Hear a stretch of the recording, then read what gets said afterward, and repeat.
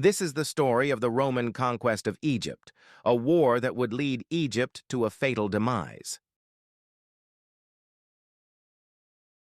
We missed him again, that brat. Here we are, the Museum of the Arts. Come in, it's so hot out here.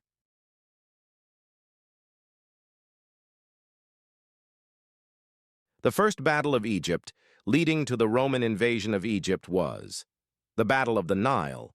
Let's go inside this painting and...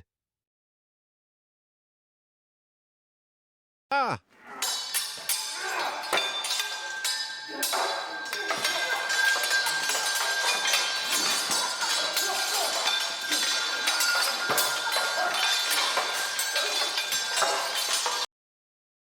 The Battle of the Nile. When Cleopatra and her brother Ptolemy were fighting for the throne, Ptolemy took it. Cleopatra really needed it. Luckily, a Roman leader, Caesar, was on her side when he was there. Whoops! Gotta run!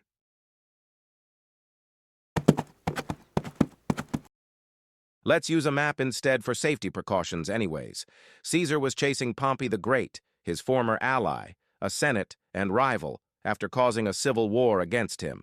Pompey fled to Egypt to seek refuge and support from its Ptolemaic rulers, Egypt ruled by Ptolemy the 13th, and his sister Cleopatra the 17th, was in the midst of a power struggle over the throne. Here's a picture of the quarrel at the top left corner anyways. K.O. When Pompey arrived in Egypt, he was killed by the Egyptians. When Caesar arrived into Egypt, he was shocked of Pompey's death. Ptolemy thought he could win their favor by giving Pompey's head as a gift, but he was angered in this betrayal. He quickly got involved in this dynastical struggle and sided with Cleopatra the 17th.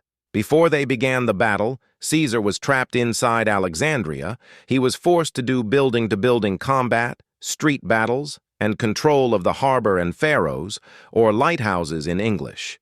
Using a tactic called testudo, a formation to block projectiles from hitting, they succeeded. Once that was finished, they moved on to the defense of the harbor. They did naval battles and fights. Caesar burned ships to block the harbor and prevent enemy landings. Sadly, the Library of Alexandria burned by accident. After the brutal chaos in Alexandria finally came to an end, Caesar got reinforcements from Minor Asia and Judea.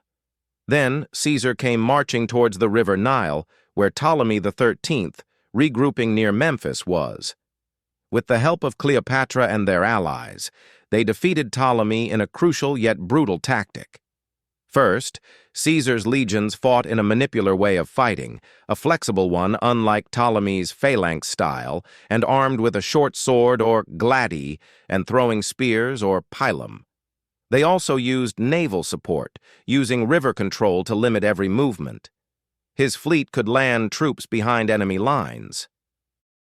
And just like that, the battle ended, and Ptolemy died of drowning in the Nile, and Caesar restored Cleopatra's rule. But in ancient Egypt, a woman couldn't rule alone, so she ruled with her younger brother Ptolemy the 14th. Then Cleopatra has a son named Caesarion. However, Caesar never acknowledges Caesarion publicly as his heir. After some time, Caesar leaves to Rome as dictator for life. Ptolemy dies from poisoning, and Caesarion is co-leader. After some time, Cleopatra along with Caesarion visit Rome. But Caesar was then killed, forcing Cleopatra and her son to leave. After the assassination, a civil war happened, which will be explained on a video with further explaining, and after the second triumvirate won against the rebels, also explained on a different video, in the Battle of Philippi. But then, the rivalry between Octavian, Caesar's adopted son, and Mark Antony, Caesar's right-hand man, just began, creating a power struggle, and Mark Antony giving land to Egypt, making it the final straw. The Romans were at war with Egypt, and the Battle of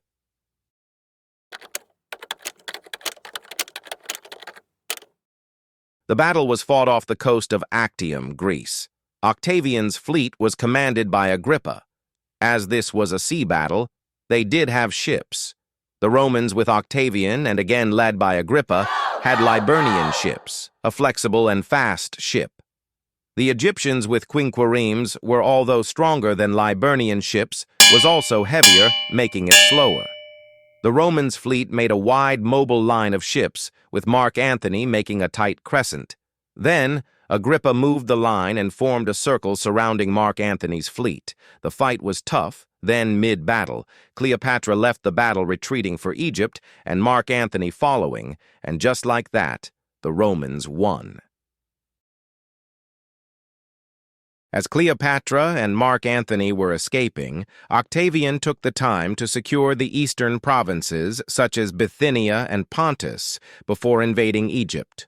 Then, in the invasion of Alexandria, came the end of Egypt.